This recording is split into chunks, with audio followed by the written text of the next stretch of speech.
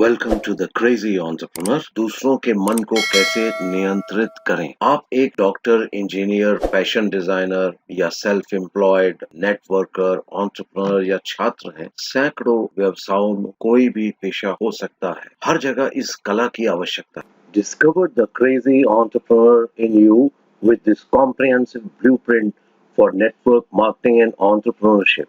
Follow me on social sites, learn, implement, then transform. Buy now. Visit my website. Access 200 Power Pack topics in digital format, videos, audios, and PDFs.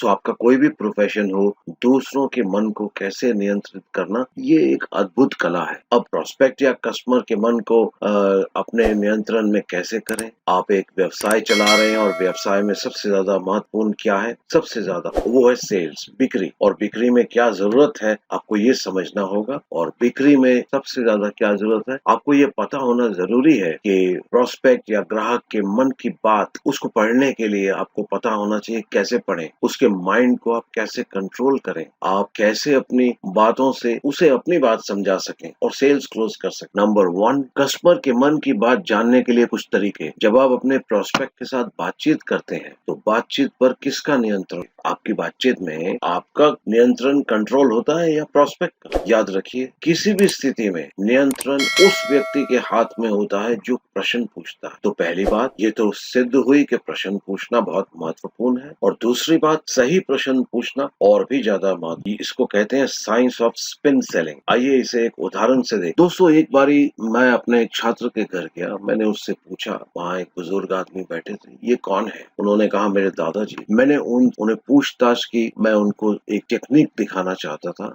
मैंने उनसे कहा कि अपने दादाजी के पास जाओ और उनसे पूछें अब उनकी तकलीफें और उनकी अलग अलग बीमारियां कैसी हैं। वह अपने दादा के पास गए और ये सवाल, उनके दादाजी ने एक लंबा जवाब देना शुरू किया। उनकी सभी समस्याओं का उल्लेख करते हुए, मेरे हाथ और पैर में दर्द, मेरे घुटने में दर्द, मेरा रक्तचाप बढ़ा हुआ, मेरी जो शुगर है। और दादाजी 5 से 7 मिनट तक नॉन स्टॉप बोलते रहे। उसके बाद उनकी एनर्जी, उनकी ऊर्जा भी नीचे गिर गई। उनका चेहरा गिर, उदास हो गए, दुखी हो गए और बहुत नेगेटिविटी पैदा हुई। अब लड़का वापस आया और कहा, सर आपके सवाल ने तो उन्हें दुखी कर दिया, बहुत बुरा लगा। मैंने उससे कहा, ठीक है, अब जाओ और एक और सवाल। दादाजी, क्या आपने कुछ रोचक, कुछ भी रोमांटिक, कुछ भी साहसिक किया जब आप यंग थे, युवा थे? अनिच्छा से वह फिर गया और पूछा और मैं उनके दादा की प्रतिक्रिया देखता रहा। हैरानी की बात यह है, दादाजी ने फिर से शुरू किया उनकी कम उम्र की लंबी कहानियां, कैसे वह अपने कॉलेज में दादी से मिलने गए। या इस बारी अपनी कहानियों को बताते हुए उनका चेहरा उज्जवल हो गया,